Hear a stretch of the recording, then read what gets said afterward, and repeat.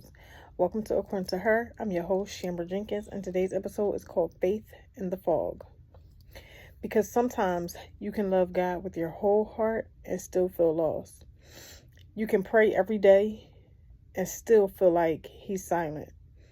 But faith was never about seeing clearly. It was about trusting even when you can't. There was a time when I felt God had left me. My prayers felt empty, my heart felt dry, and I wondered if He still heard me. But faith isn't the absence of doubt. It's holding on through hard times. Sometimes God isn't silent because He's gone. He's silent because He's working. And that's something that I had battled with myself. I've always felt like I'm praying God, I'm doing this, but nothing's happening.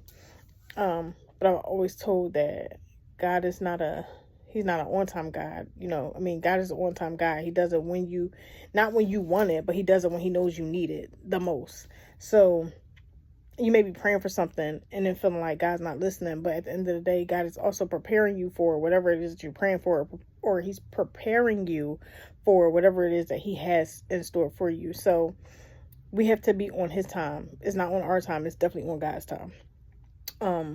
But that's one thing I also tell my children, like, when you ask me for something, don't think that you're going to get it right away, because at the end of the day, I'm preparing you for it. You may not need it right when you ask for it, but eventually you'll get it.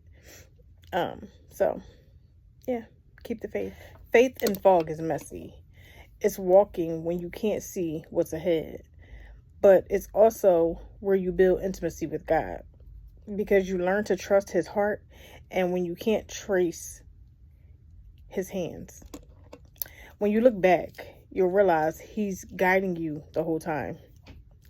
I remember there was a time where have you ever sat and be like, things happen for a reason.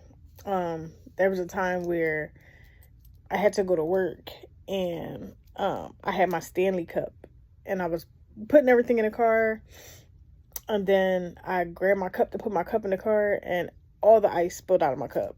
And I was just like, what is going on? I'm late. I gotta hurry and get to work. I gotta get from one side of town to the next side of town.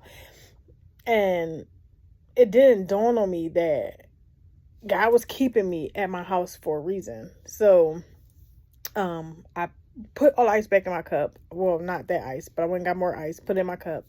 And then I go outside, close the garage door, and this guy is walking up my driveway. So the guy's walking up my driveway. He's banging on my car now at this point. And he's talking about God's not your father. I'm your father. Just yelling like, do you know where you're going when you die? Do you know where you're going? And I'm looking at him like, it's a really long walk from my driveway, like from the street up to my house. So you purposely knew what you were doing. But I felt like God kept me here for a reason, because my children were in the house. It was the summertime. They were in the house. And I was like, I think God kept me here for a reason, to keep my children safe. So in the process of all that, I'm on the phone with the cops, letting them know, hey, there's a disturbance, like a guy's banging on my car. And he goes into the backyard, which I have dogs. So the dogs are going crazy. And he goes into my neighbor's yard, and he walks up front. Now he's in front of their house.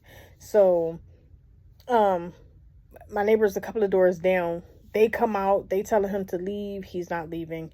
He never came back to me, though. Like, he never came back to my house. But I'm still on the phone with the cops, letting them know, like, he's walking down the road, what he had on or whatever. Because I felt like he had some kind of mental issue. Something to the fact that where he needed medication, he probably was off his medication and just, outlashing or whatever. So maybe a couple minutes go by, I call my boss. I'm letting her know, hey, I'll be there soon. Just had a little hiccup. And I just want to make sure my children are safe. So she understands or whatever. She tells me, just get there when you can. Don't rush. Get there when you can.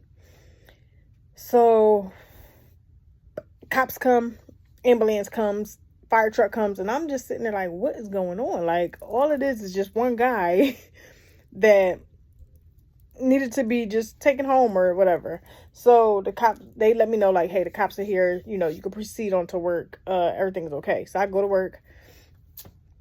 I think like around lunchtime, I get a phone call from the police station, and they're like, "Hey, did you report a person on the a disturbance this morning?" And I said, "Yeah, I reported it."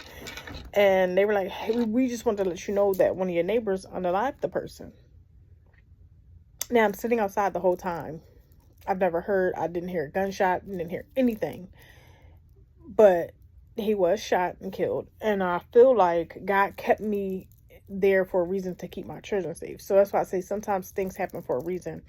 We look at things like it's an inconvenience, but sometimes God keeps you in certain places for a reason. So you may feel like he's not listening, which God is listening, but when you taking a test, does the teacher talk to you? Right. God is there. He's quiet. Most of the time we're being tested.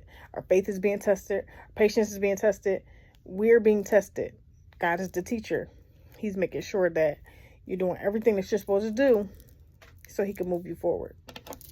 Healing taught me that God's presence is not measured by my feelings. It's measured by his faithfulness. Even when I felt lost, I was never alone. So if you're in the fog right now, keep walking. Faith is not about seeing the sun. It's about trusting it's still there behind the clouds. So I have some affirmations for you that I want you to say to yourself daily in the mirror. Like, I want you to look at yourself as you're saying these so that you can understand them and you can start to believe them. Even in the fog, I am guided. God is working things out for my good. I can trust even when I don't understand. Faith is my anchor. Light is coming. It always does. Quote of the day. Faith is seeing light with your heart when all your eyes see is darkness. Barbara Johnson.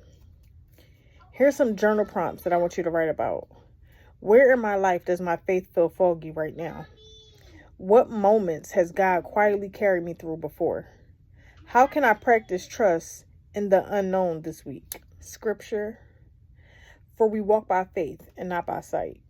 2 Corinthians 5:7. Even in the fog, God is faithful. You might not see the path clearly, but you're still moving in purpose.